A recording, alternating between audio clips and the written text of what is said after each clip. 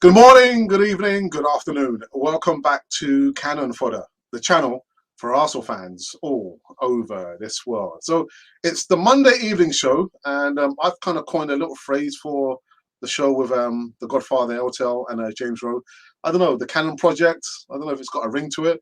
I thought, hey, what the hell? I'll give it a name. We're hoping that Terry will make it. The Godfather will make it on the show today. But if not, I've still got my good friend James Rowe here with me. Just going to be talking about Arsenal and some sad news about a legend. A legend? Yeah. Which player am I talking about? We'll get into it on the other side of this music intro.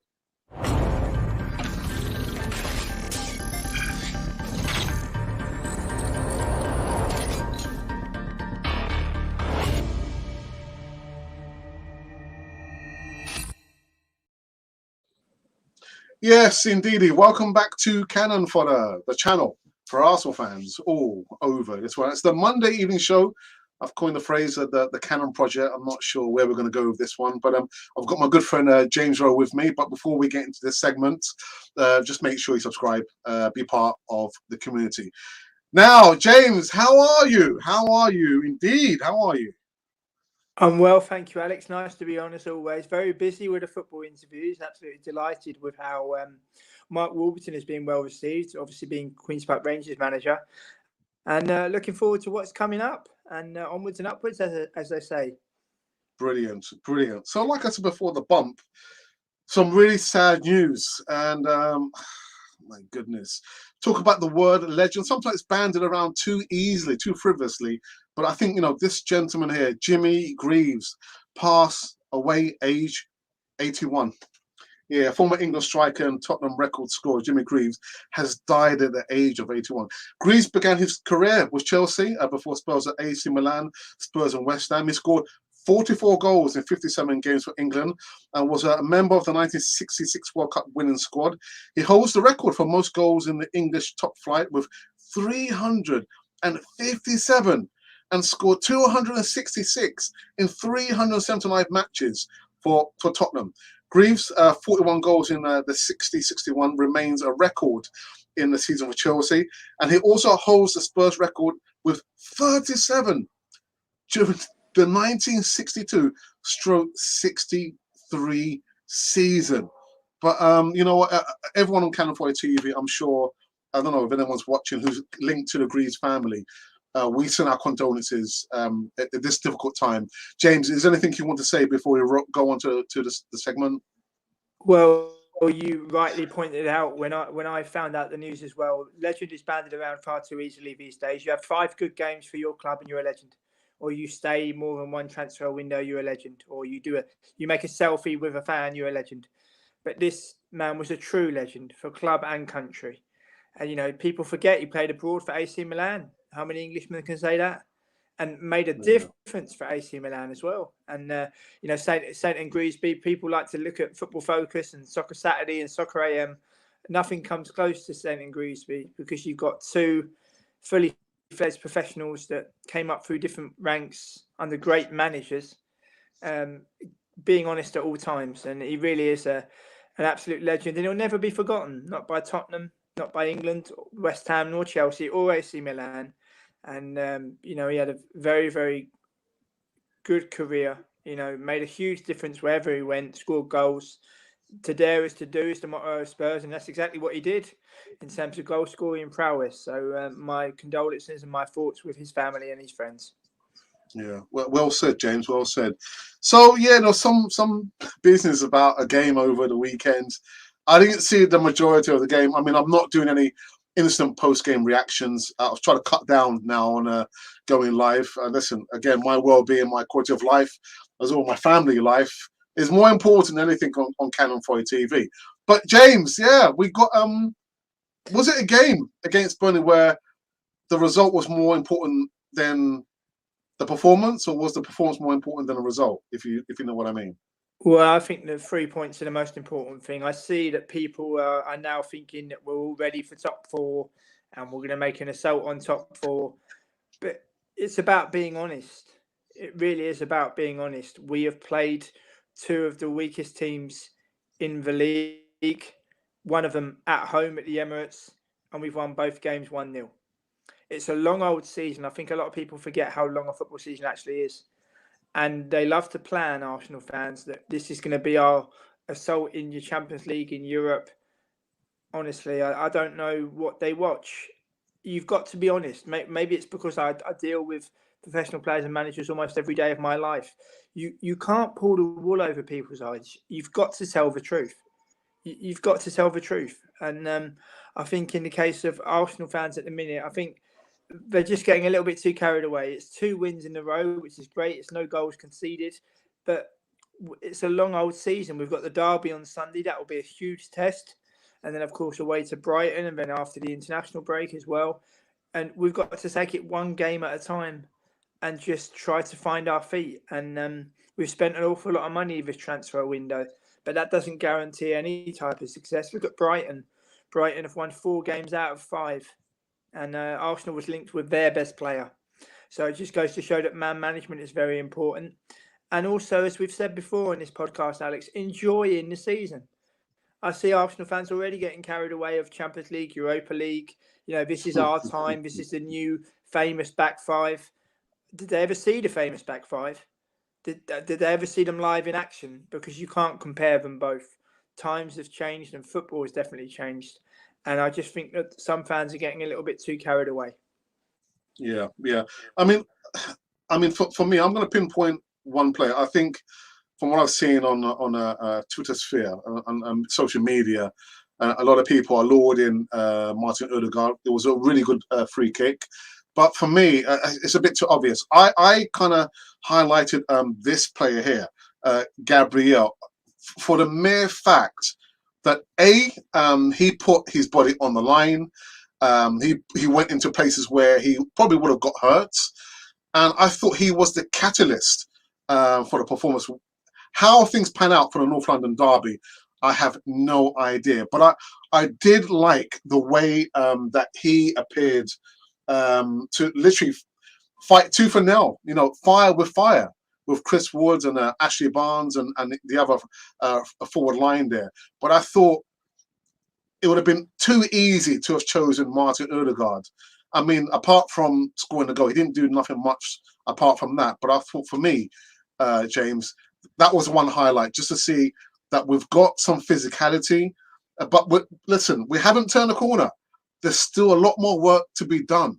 We're only 5 games in, people. Only 5 games in. And people are thinking, like you said, James, here comes Champions League. No. Yeah. Absolutely. We're miles away from Champions League, people. Miles away. So don't get carried away. We're only 5 games in. Sorry, James. Well, I completely agree. And I'll reiterate what I said at the start of the season. We have had our time in Europe. It hurts me to say it, but you've got to tell the truth. You know, I could, with my own interviews with players and managers, it's exactly the same. I could make out every player and every manager as Leo Messi and Jose Mourinho, but everyone has an individual story to tell. Everyone has a different pathway and a different journey. I will reiterate what I said at the start of the season. We have had our time in Europe. It's been and it's gone. The majority of it was taken for granted. It's taken for granted that we'll get top 4 as long as we get top 4, where participation appeared to be more important than actually trying to win our first European trophy since 1994. And our West London neighbours, only 8 kilometres from what we are, have won the Champions League twice within a decade. We're never going to win the Champions League twice. I doubt we'll even win it once. And people love to talk about the money involved with Abramovich, but it's not just the money. It's also the fact of putting the right people in the right places and letting them do their job. And they became even stronger, and they have eclipsed us, in my opinion, especially in Europe. You know, I've seen Chelsea win, I think it's 5 European trophies. I've seen my own team win 1. So Europe, for me, with this European season, Alex, it's about reflection. It's about reflection. People say, oh, the Champions League not the same without Arsenal. No, it's different. In the Europa League, and people that were saying, oh, we can get into the Conference League because it would have provided a great opportunity to win a European trophy. You only have to look at the teams in that. Spurs drew away with Rennes and we lost in Brittany. And Rennes are a good side. And I just think that people are getting far too carried away. You know, when you're not in Europe anymore, take a look around and see what's happening in Europe. Don't pass it off as it being a nothing scene because Arsenal are not in it. You know, and I just think that we're not taking reflection. We're not looking inwards. We seem to think we spent loads of money, so everything is going to be all right. But in the real world of football, it simply doesn't work like that. So James, you reckon your estimation that Arsenal being out of Europe might serve them well? I mean, for me, I think minimum we won't see any European type of football for minimum 2 seasons. And I think, less distractions, just focus on building, evolving the squad. And at some stage, we might get a new owner. But I think for me, James, going forward, less distractions, focus on the Premier League, maybe win the League Cup because we haven't won in how many years. But I do like the fact that we're not in Europe with less distractions, James. But also, Leicester are in Europa League this season. But West Ham won in Zagreb 2-0. That's an amazing result for West Ham. An amazing result for them. And if you look around, for example, the teams that are in it, with the likes of Frankfurt, the likes of Fenerbahce, I believe. I think, and I nearly said Trabzonspor then, thinking of Kevin Campbell, and and also Olympiacos, of course. And I just think people clamour to get back in it. But the thing that annoys me, Alex, is we was in it for nearly a quarter of a century. We was in it for a quarter of a century nearly, and everyone just took it for granted.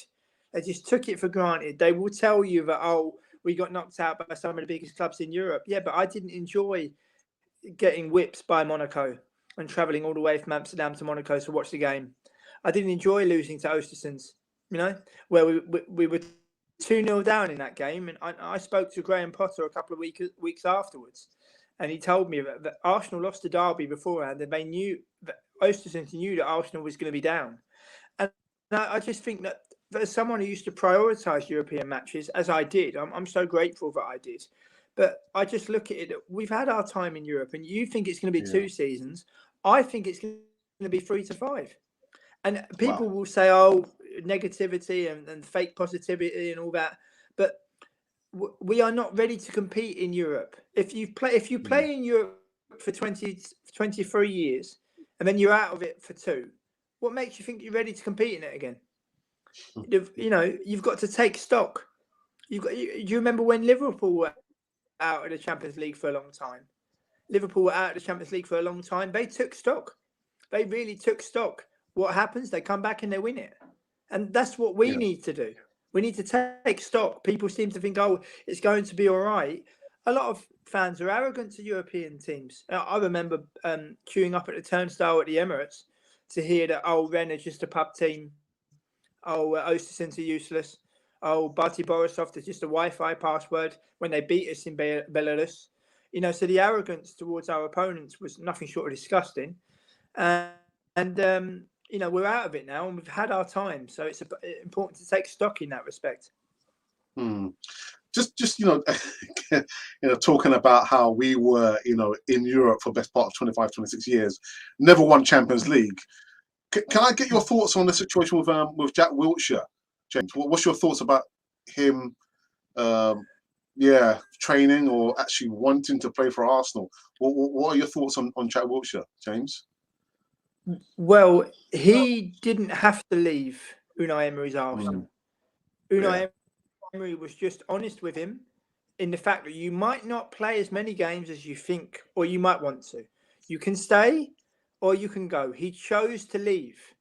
So a new manager coming in with a different ethos, a different perspective, an excellent football manager, and some of the players in the squad, they didn't want to heed nothing from him. They didn't want to heed nothing from him, and he lasted only 18 months. Look at Villarreal now. They've won. They remain the smallest population to win a major European trophy. He's gone down in history books, and he's an Arsenal just literally cut their nose off to spite their face. People love to talk about the 32 chances that Watford created.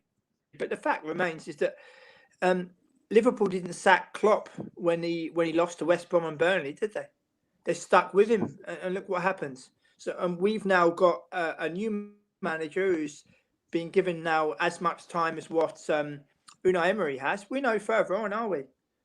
We're no further on, and we've got a manager who's highly inexperienced, but everything's all right. It seems to be the new buzzword that everything will be all right. Well, in the real world, I'm sure Leeds United thought everything was going to be all right. I'm sure West Ham thought everything was going to be all right.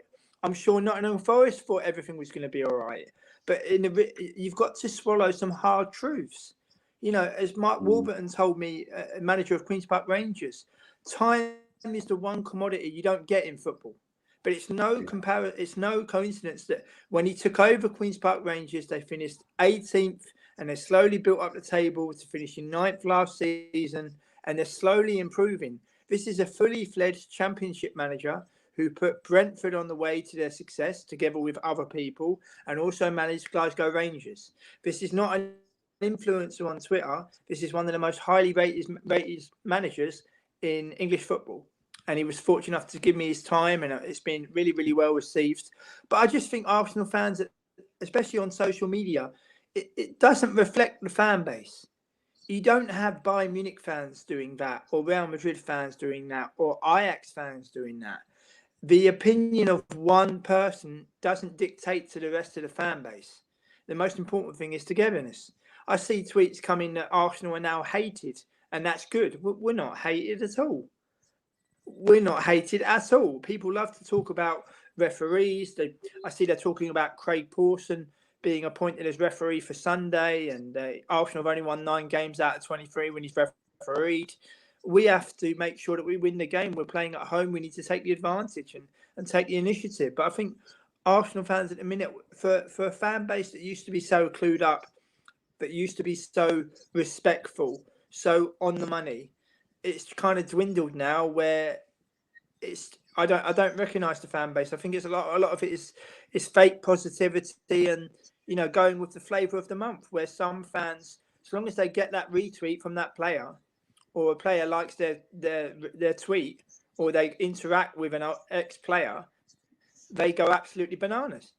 And no, I do that with professionals every day of my life. But there's such a thing as professionalism, Alex. You either a professional, in terms of my case, with interviews with players and managers, or you're just a fan. And I think our fans have lost sight about what it's all about. I think they've turned it from it being all about the Arsenal to being all about them, and I find that very sad. Yeah, but I think we've touched on this point before, James, that social media has a lot to do with how I see and perceive our fan base. It's so easy to give an opinion. It's so easy to make a profile and abuse a player, ex-player, or one another. But I know Canon 4 TV is part of social media, but yeah, I don't know, James. I'm just worried where we're heading to, and also we spoke about Liverpool. Liverpool.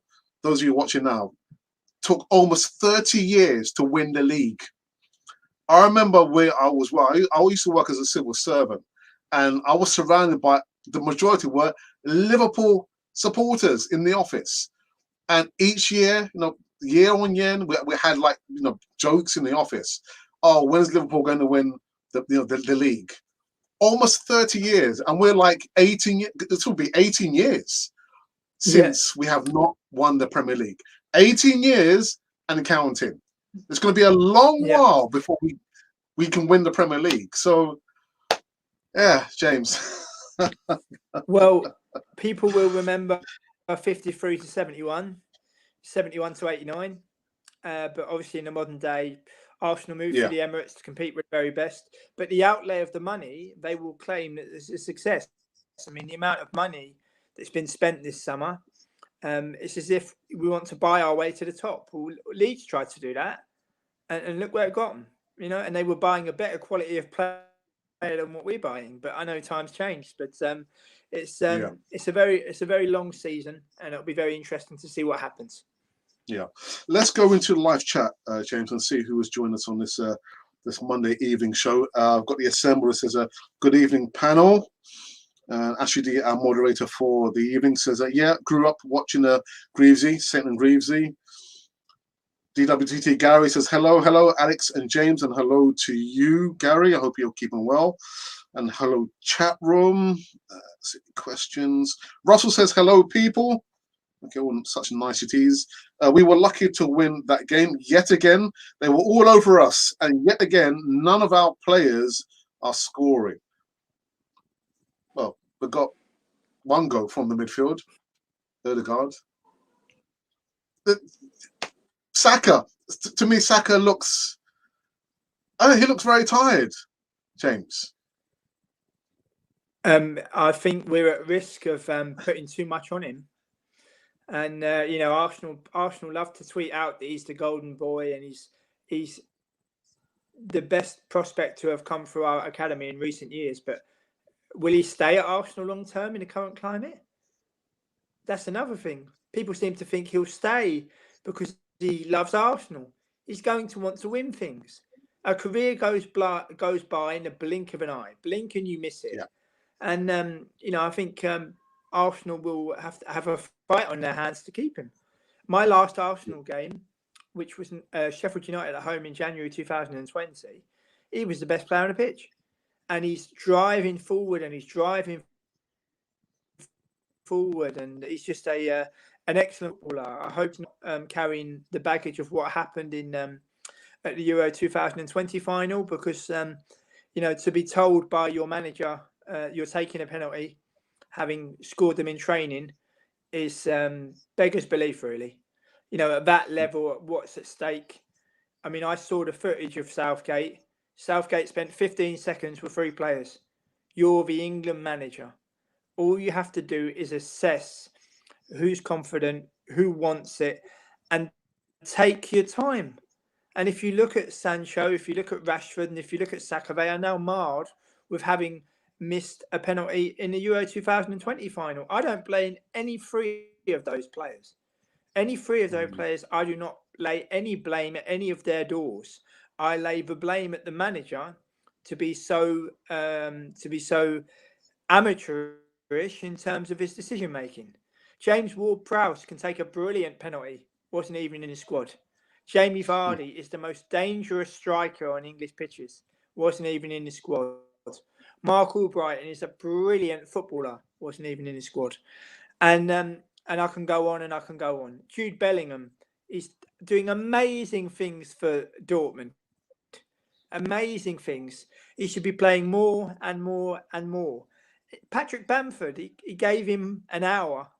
Patrick Bamford should have gone to the Euros. I mean, I'm just a football writer and football interviewer, but if you select 4 strikers in Patrick Bamford, Marcus Rashford, Harry Kane and Jamie Vardy, you've got 4 strikers that can give you something completely different. And should you need a plan A, B, C, and D, well, then you've got 4 of them, haven't you? And it's just a massive shame and small details at the highest level. Yeah. Well, I agree, actually. The Assemble's got a question for you, James. James, do you believe that Arsenal's team performance can improve with the current crop of players? I think in the short term, in little bursts, but I don't think in the long term. I think that, for example, Tomiyasu, the new player we have, you know, people love to say, oh, he's a brilliant find. He's playing for Sint-Truiden in Belgium a couple of years back. How many people know that? People love to say, oh, he came from Bologna and Serie A. But who did he play for before Bologna? Played for Sint-Truiden. And I looked at the current Sint-Truiden squad. They've got full of Japanese players. So they've tapped into a market. He's had 2 very good games, and he's got to keep the confidence up.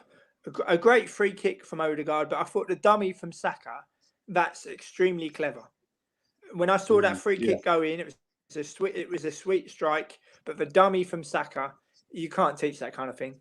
It's a very, very clever dummy from Saka, and a great finish as well from Ødegaard. Okay. The Urban Ghost says, hi, Alex and James, and a hi to you as well, Urban Ghost. Ibrahim Swari says hello, everyone, and hello to you. Oops, who else do we have here? We've got DMC Harper says hi, Alex and James and Gooners. Tomiyasu, Russell says, is a beast, but it's still early days. Still early days. There's sterner tests ahead, Russell. Absolutely. But our fans love to latch onto that one player, didn't they? They love to latch onto that one that he's ours. But, you know, what happens when that, you know, it's a team game. It's a team game. Like, to give you a bit of an anecdote, my first Arsenal hero was Paul Merson. He was my hero. And he's still one of the greatest players I've ever seen play for Arsenal. And still in my personal top three. I'm talking about my personal top three, not facts and figures, my favourites. Yeah. People love to have a go at him now because he shoots from the hip. But they forget he won league titles and scored decisive goals for Arsenal. Not many of the current squad can say that. Not many of the previous squads can say that, but he can. And, you know, 99 goals for Arsenal from midfield. And just a brilliant footballer. And I find it a massive shame how Arsenal fans can't separate the pundit from the player. And they just think, oh, he's so mean, he's so nasty. He's absolutely right 9 times out of 10. So, and every time I get the opportunity to listen to him, I'm always want to hear what he's got to say. James Miller says, good evening, James. He says, Alex, you're bang on. We need to focus on our own league. Forget about Europe until we have a team with the capability of performing well enough in it. Yeah, you know, again, I see a lot of people say, oh, you know, we'll turn the corner, you know, here comes Europe. No, absolutely not. I just get the feeling when I look at the team, we will do well to have that distraction out of the way. And I say, you know, I've tried to remain very consistent with this message here. I say it again, minimum 2 seasons, I could see Arsenal out of Europe. Minimum 2 seasons. I mean, James says a little bit longer, but I'm thinking maybe 2 seasons. Does the fan base have the patience? No, they don't. Does the fan base influence the decisions at Arsenal? No, they don't. So the best thing we can do is just have the patience. Just be patient. You know, things don't happen overnight. They happen. Things changes over a period of time, but there's nothing we can do. Yeah, minimum 2 seasons, James. Well, again, you know, that's my opinion. I think it will serve Arsenal well to be out of Europe. But people don't like to be told, James. People don't like to be told, James. That's the problem as well. No, they want to be right, and they want to be seen to be having that selfie with that player, and they want to be seen to be right. But I maintain it's just my honest opinion. If we hadn't sacked Unai Emery, we'd be much further on now. We'd be much further on. And people love to talk about James, he was people useless. Don't like to hear that, James. He wasn't useless at all. Yeah. But people don't like to hear that. I love taking part in this. Okay, but I love taking part in this podcast, and every single podcast I've done with Cannon Fodder, which has been loads and loads and loads, I've never once lied, and I'm not going to start now. The fact remains, if we'd have kept Unai Emery, we'd be in a much healthier position as a football team. I'm not trying to harp back. I'm just trying to be honest that we are now in a state of flux. We're trying to buy our way to the top. You know, spending 140 million in the middle of a pandemic, spending 50 million on Thomas Partey, spending 72 million on Pepe. Our outlay has been absolutely massive. And it's as if we're going to buy our way back. No, we're not going to buy our way back. We've just got to take it one game at a time. Our best opportunity for a trophy this season remains the League Cup. We haven't won it since '93. I can't see us winning the FA Cup. We've got Wimbledon at home. Surely we can win that one. And I just think we've got to finish as high as we possibly can and try to win the League Cup. I think we really need to. Good evening, Godfather. How are you? Hello from sunny Yorkshire. Hey. How's it going? Yeah, we're just talking about, Arsenal in Europe. And I've just been saying, Tel, is that Arsenal will do well not to have the distraction of being in Europe. And I can see us being out of Europe for the minimum of 2 seasons. What is your thoughts, Tel? Well, absolutely. I mean, we are lurching like a drunk, on both sides of the road. As I picked up on what James was saying there, I mean, Emery was doing as good a job as anybody could have done, and unfortunately, the club forced his hand, and the club bought Pepe, who I think has been a massive disappointment for £72 million. And he wanted the guy at Crystal Palace, Zaha, who's a big Arsenal fan and would have had an immediate effect. And I know people have talked about this Pepe guy, but he was pretty awful in our last match, and he's really been very, very poor. So it's going to be a long haul now, because Emery was turning it round, and for crying out loud, he got us to a European final, and if it wasn't for Eden Hazard, we might well have won it. So we're going the very long way about this, and fans, I'm afraid, are going to have to be very, very patient. They've spent an awful lot of money, I think too much, on Ben White. Yes, he's a good player, but a bit like Pepe, I think we've overpaid. Goodness knows who's dealing with contract and fee negotiations, because they're definitely getting it wrong. And I think, even though I think he'll be a good player, I think the 50 million price tag is going to hang heavy on his shoulders. So, but we've done some good things. Gabriel, centre back, is looking better and better all the time. We've got some good buys that we've recently bought. But as James said, it's going to be a long run. It's going to be at least two years. But yes, agreed about the League Cup. That's our best chance of getting through and picking up silverware. And I was thinking, as I was coming up here today, I think it was, I'm trying to think, Herbert Chapman, I think it was, one of the most famous Arsenal managers, who said that the whole point of a football club is that the people in the local area work hard all week, and they look forward to their local team playing, and obviously, if possible, winning. And that still stays at the heart of football. So we have no divine right to win anything, to win our next game, let alone silverware. But we've taken the very long route, and we're going to have to shell out again, because our forward line is aging. People have worked out what Aubameyang does, and so on. And it's going to be a while yet. But let's keep upbeat. Let's keep cheerful. And do you know what? I remember Arsenal losing 2 League Cup finals in 2 years in succession. First of all, to this area up here, Leeds, and I still can't arrive in Leeds without a certain sinking feeling. And of course, they beat us again 3 or 4 years later. Was it 1972 in the FA Cup? But as a very young supporter, the sort of damage was done in losing to them in the late 60s. And then we followed that up by our masterpiece of a final against Swindon Town, 3rd Division Swindon Town. So to fans who are a bit surprised that we're in the doldrums a bit, don't worry. These things happen, and actually it's in these times and the hard times that the spirit of the team is forged. And the hard, pulling out a 1-0 win up at Burnley was very good. We didn't play well, but it was a cracking goal we scored. But we're going to have quite a few of those. And Arteta's doing the right thing.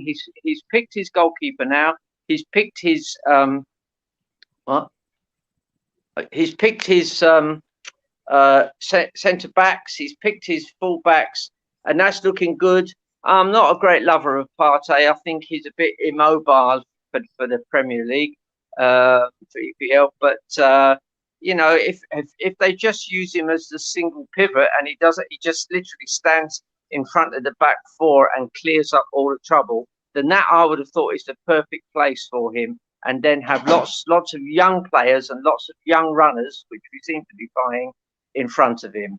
But to the fans listening in, it's going to be a long haul.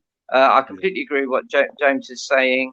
To be honest, I would be amazed if we pick up silverware this year. But you live in hope, and it's possible. We'd have to have a pretty lucky run through to the final, but it's possible. And Arteta's proved in finals he knows how to win matches. So let's keep upbeat about it. Okay, thank you for that, Tel. I'm worried if we are struggling with Burnley with just a lucky goal. I'm very sick with the current situation. Well, it wasn't a lucky goal. It was a well-worked goal. There was no luck in that. James, here's another question from the Assembly. It says, James, do you believe that Arsenal's medical team should be given a major overview as their best players are apparently injured in key moments of the season? I think it's a good point. I think it's a very good point, and you need to have a different perspective at times, and the final manager, Arne Slot, was saying when Reece Nelson arrived that he's been overworked in a training sense, where he's been pushed too hard. And this was an opinion of a fully fledged Dutch manager who also did well at Aysel Alkmaar. And it was nice to have a different perspective in that respect. And also as well, the assistant managers, assistant managers have to have this, be aligned with the manager, be aligned with the manager, have the same ethos, and you need to help a manager. You need to provoke your manager into thinking about different options and thinking about different ways to win a game. And I think, Stauffenberg and also Steve Round are very similar to Arteta in terms of demeanour, I think. And sometimes you need it to change it up a little bit. Like, for example, the assistant of Simeone, Bergos, is not the same as Simeone. And sometimes you need a different kind of way to think and approach games. But I think it's a very good point. Through the years, even in Wenger's reign, we had players that were out injured. And, obviously Aubameyang as well was out for earlier on this season for reasons we don't know why. And I think it's a good idea to have a different perspective and maybe think about, how we can change things. Because you've got to keep things fresh. Arsenal, with a manager who was in charge for 22 years, where even if you muttered, is there somebody else who could do the job, you would be struck down by your fellow fan. We had fans having a punch-up in the Emirates because they had two different opinions. Well, I'm sure that didn't happen in 71, did it? I'm sure that didn't happen in 98, did it? Or in 2004. And I just think no other club would have tolerated that. For me, that was the change of Arsenal. For me, when you've got fans kicking lumps out of one another in the stands, no other world football club, be it Boca Juniors, Bayern Munich, Real Madrid, Barcelona, Ajax, none of them would have tolerated that. There would have been a statement come out to say, right, we realise that things are going bad. We're going to try to rectify things. But, oh, no, we just let it fester. And we're now in a position where we've got a still relatively inexperienced manager at the helm. And, obviously losing our first 3 games of the season and winning the last 2. But it's a long old football season. It really is. And people talk about, we're not in Europe, so that will help. But, we've had our time in Europe, as we say. For me, my perspective in Europe as a football fan of Arsenal has changed because I realised that our West London neighbours have won it twice in a decade. Well, we was in it for 2 decades. We didn't win it once.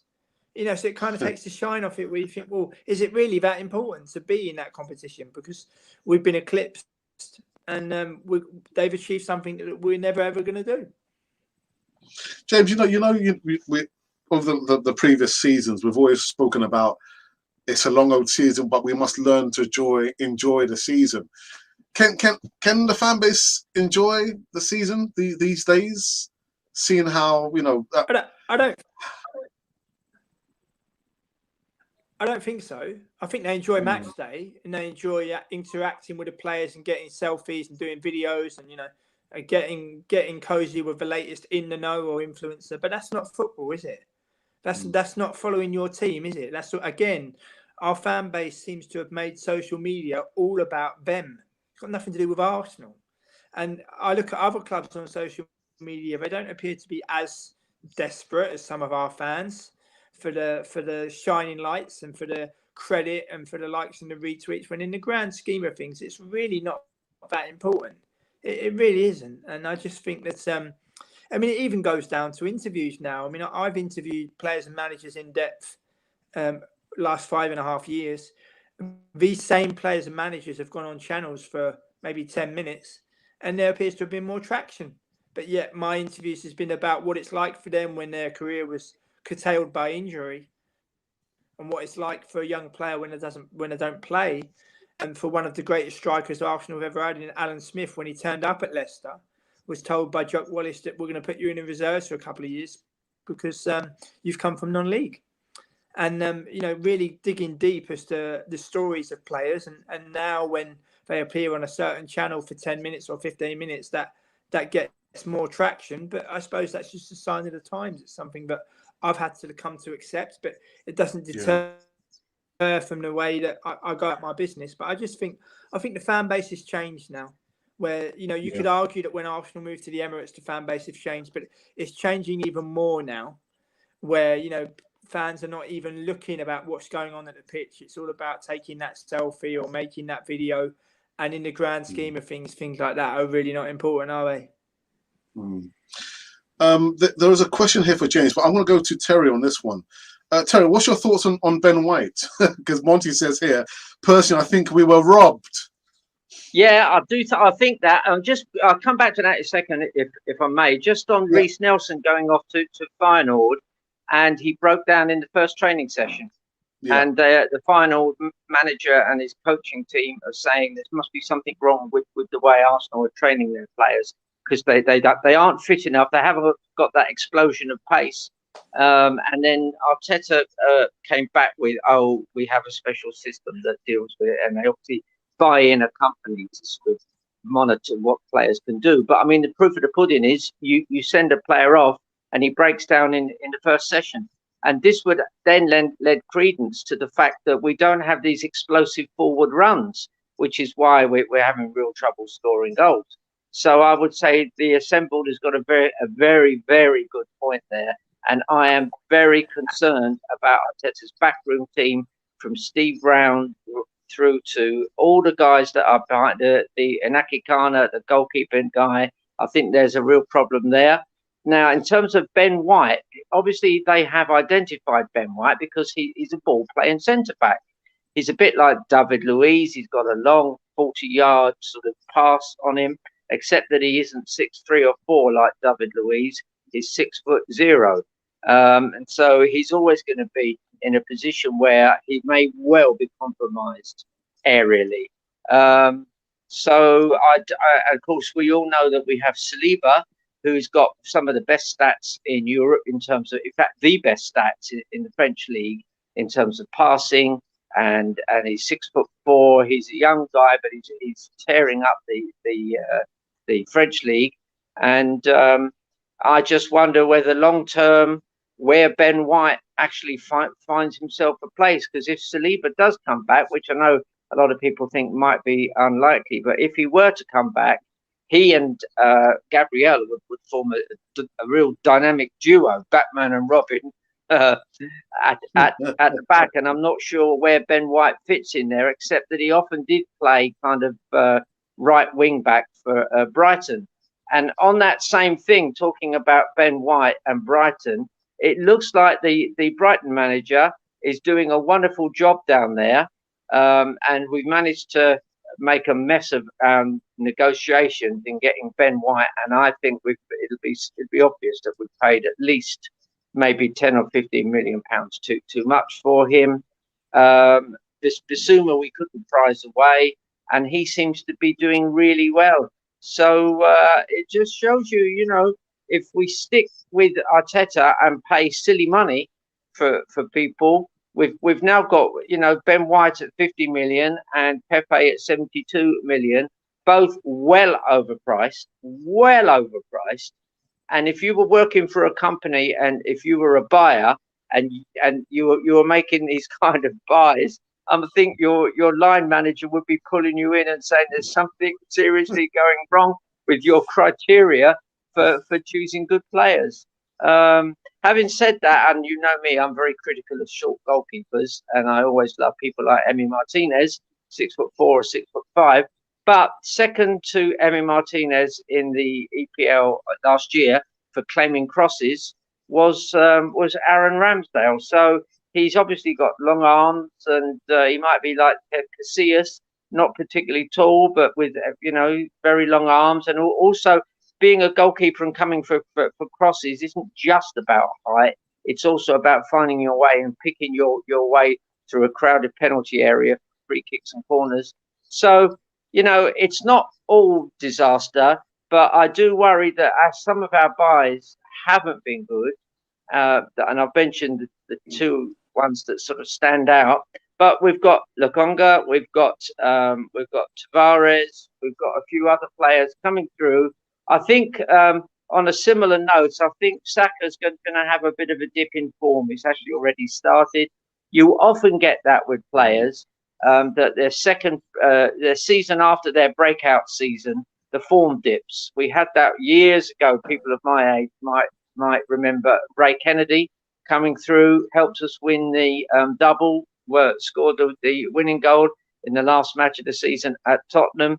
And then the following couple of seasons, his form dipped a little bit, and we sold him to Bill Shankly, and he went on to do very well for the team in red up in Liverpool. And to name no names. And well, it's going to be a long old season, as James was saying. And if you're a true Arsenal fan, as we all three are, I would cross the road and go and see an Arsenal reserve game or a youth game. You can, if you sign up to where Arsenal, this is an interesting fact. Arsenal don't show on this system. You can't get this sort of youth game. Sometimes on your YouTube, you can get the odd little highlight. But if the youth team or the under-23s are playing away from home, you can sometimes sign in free of charge onto the away team's website, which I've done at Brighton and somewhere else I can remember. And then I watched the Arsenal team play, which is good fun. And you can see players like Charlie Patino coming through and some of these lads coming through. So I don't know why Arsenal don't do that, because most clubs do that. So we've got some good players coming through, but this all sounds a little bit like Jam tomorrow, doesn't it? Everything will be all right. It'll just take another 2 years or a couple of decades. So, and I think statisticians will have noted that this is if we don't get a piece of silverware or win the league at the end of this season, it will be the longest gap in the history of Arsenal between championship wins. Which, I mean, I thought I suffered that when we had that horrible run in the mid-70s, But it looks like we're in an even worse run now. But, the boys are in red and white. I will go and see them play. And I'm only too happy to see an Arsenal team play. And we've just got to bite the bullet, hope that Arteta and Edu are improved. Well, they certainly will improve because they're new boys into the job. They have made their errors. Let's hope as the season rolls by, there's fewer and fewer errors. I think Arteta's approaching his best team in terms of defence. I like the fact that we've got Partey as our central pivot. Although to go back on what the assembled was saying, why is Partey, who never got injured or almost never got injured for Atleti, why is he suddenly always getting injured for us? What's the difference? It's the EPL. Yes, it's faster. Yes, it's got that bit of explosion of pace. Well, let's build that into our training so that he can develop that kind of skill. But so there are lots of questions here. And my main point really would be that I suspect that we haven't got the right backroom team yet. I think if I was Arteta, I would do what all good managers do in any job. They appoint strong deputies. And I've worked in many schools, and all the best head teachers appointed strong deputies. And they can go into their room and they can have their arguments, and that's good. That's healthy. Don't do it in front of the players necessarily. Don't do it in front of the staff, or whatever job you're doing, but go in and thrash it out. And it's good. It's good for you to hear somebody else say, I don't agree with you. I think you've got that wrong. That is growth material. That's how you grow as a manager and, in any walk of life. So I do worry that in Steve Brown and Stuyvenberg, is it, and Inaki Kania and all the other people they've got there, I think I would be looking. Maybe it's Richard Garlick's job. I'm not sure whose job it would be to have a cold look at who's surrounding Arteta. And if body language and facial expression is anything to sort of go by, then I got an awful feeling that Steve Brown is a kind of a yes man. And a yes man is dangerous because he'll make you feel good and you'll sleep at night until Arsenal keep losing. So I don't want to ditch the guy because I can only say it from a supporter's point of view. And please God, he's a good, and he'll spin it round. But I do worry that we're very one-minded, one-track minded, and it needs. Do you know? Just final thing was Ferguson at Man United always appointed strong deputies. Always did. He only kept them for 2 or 3 years, but he learned from them, got them in. Carlos Queiroz and all those guys got them in, listened to their ideas, and refreshed it. Keep refreshing your ideas. And he managed well into his 70s. So that's my message to Arteta. Appoint strong people around you. James, there's a question. Well, question. DMC Harper says, James, share your personal top 3. Top 3 what? Premier League. I don't know. Oh, my personal top 3 are Arsenal players? I think so, yeah. Oh, okay, yeah, okay. Yeah. Well, okay, disclaimer, this has got nothing to do with stats. This has got nothing to do with who's better than who. These are the 3 Arsenal players that have meant the most to me. My favourite 3 Arsenal players and in my top 3. So just wanted to say, first and foremost, the greatest ever. And I'm not biased because I live in his country and I live in his home city and I've interviewed his nephew. But Dennis Bergkamp is by far the greatest Arsenal player I have ever seen. Number 2 for me is Robert Pires. I think when he came from Marseille, it was just, he's just an amazing footballer. Scored one of the greatest goals I've ever seen live at in the away end at Villa Park, away to Aston Villa in 2002 when he lobbed Peter Schmeichel. Third is Paul Merson, because Paul Merson was my hero. He was a player who scored some amazing goals. There's a great video on YouTube. It's 501 Arsenal goals with Paul Merson. Take a look at some of those goals. If Messi and Ronaldo would have scored some of those goals, people would be going absolutely bananas.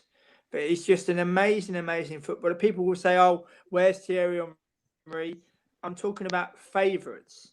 Thierry Henry is, in my opinion, the second best footballer to ever play for Arsenal. But that's just my personal opinion. People love to talk about the goals and the assists and the emotion of Leeds United, but Bergkamp set the majority of those goals up, and it was Henry that said it was Dennis Bergkamp who is the greatest player that he ever played with. But fans need to understand this is a personal opinion. I'd like to think they respect the opinion as well. There's a recent interview as well with Alan Smith that I did for the Secret Footballer website. I've spoken to Kevin Campbell in the past as well. I also touched on how good Paul Merson actually was. So I know a lot of young fans only know about Paul Merson, the pundit, but take a look at some of his football goals. My personal favourite is the Sheffield Wednesday one. I think that's just a sublime finish at home at Highbury. Standout is the chip and the lob from at home to Everton when we had the mural at Highbury, and also the goal against Leeds, where it's an amazing goal in that never-ending replay at Leeds. But he's just a brilliant footballer, and I'm so proud to have seen him play live. Brilliant. Let's go back in the live chat. James Miller says, a great pod tonight, Alex. A lot of truth being spoken, and the fan base just needs to suck it up and face reality. Before we wrap up this one, James, I know you're coming a little bit late because you're, the Godfather, but we did speak very quickly about Jimmy Greaves, passed away aged 81. Right. We did go through some of his stats as well. What was your memories of Jimmy Greaves, Tel? Oh, yeah, I remember Jimmy very well. I think we were speaking last night, you and I, and we were chatting away, and I said funny thing, dear Jimmy, was, I don't know if you mentioned it, he used to wear these really baggy shorts. It was so funny to see him come out and play with shorts that were 3 sizes too big. He was the most amazing guy because he's only 5'8", and he used to pass the ball into the net. He had a sweet left foot, but he was 2-footed. And the nearest we ever had to him, I remember turning round to talk to some of the people up in the West Ham when we had this player a good 7, 8, maybe 10 years ago. The nearest we ever had to Jimmy Greaves was Eduardo, the guy that got that awful tackle when his ankle was destroyed. And Eduardo had the same style as Jimmy Greaves. He could trap the ball dead. He would pass it into the net. He had that little shimmy, just a quick shimmy, and he would wrong foot defenders. Jimmy was, even though we were all Arsenal fans, you couldn't but admire Jimmy Greaves. And it was very sad that Alf Ramsey had this team that he found Roger Hunt and Jeff Hurst as his attacking line, and Jimmy didn't get a look in the 1966 World Cup, although I believe he played in all the matches running up to the finals. But Jimmy, regardless of whether you're an Arsenal fan or a Tottenham fan, Jimmy was a fantastic finisher, just a blisteringly wonderful. And by today's standards, I was thinking if you got him on FIFA, would you find he had blistering pace? No. Would you find he had great ability in the air? No. What was it about him? And it was this kind of knack of finishing and being in the right place and making it look easy. And I was thinking yesterday when he died, I was thinking, what player is the nearest in the current game? And it stumped me. I couldn't think of a forward that had the same skill set. He really was a one-off, a real one-off. And of course, back in those days, and probably still, the players for Tottenham and Arsenal were all mates off the pitch. They used to, a lot of them lived up in Totteridge, and there's a pub there called the Orange Tree. And they used to meet up at the Orange Tree, and they'd have a few drinks, bring their wives. A lot of them lived up in Totteridge and that area, or if they weren't doing too well, Palmer's Green, Winchmore Hill. But once the game was over, they were friends, and it's a very sad loss. Jimmy was very funny when he went on to TV.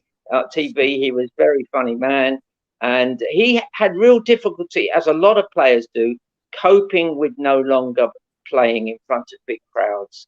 And he had that performer in him, and he's a sad loss because he was a wonderful player and a wonderful man, and he beat the demon drink, which is not easy. And from what I've heard, Jimmy was a top man, and we all mourn him deeply. Well said, Tel. James, very quickly, any interviews that we should be looking out for? Well, my interview with Mark Warburton of Queen's Park Rangers is being extremely well received. Upcoming interviews include the likes of Portuguese coach Nilton Tedesco, who coached with Solskjaer at Cardiff City, Paul Devlin, who Watford and Birmingham City fans will know, and also Richard Snakers, who obviously has a past here at Ajax, Fortuna Sittard, and also West Brom. So stories from all different levels of world football, and always nice to keep the ball rolling, excuse the pun, and we'll see what the future will bring. Brilliant, absolutely fantastic. So we are done. We're finished on this Canon project. Yeah, the odd Monday, get together with the Godfather and James Rowe as well. I hope you guys enjoyed it. Again, there's so many comments in the live chat that I just can't read all of them. I will be here all night, and I don't have all night. But what I do want to say is to my contributors, James, thank you so very much for spending your time, actually giving us your time, because I know you're very, very busy with all your interviews. And of course, the Godfather himself, looking quite sharp there. Well, I'm sorry about the prison bars behind me. I think my secret's out, It's all good. It's all good. I'll be back tomorrow afternoon giving some more live news on Canon 40 TV. So make sure, like I said, that you subscribe. Because if you don't subscribe, you won't be part of the community. If you're not part of the community, you're going to miss out. And we don't want you to miss out.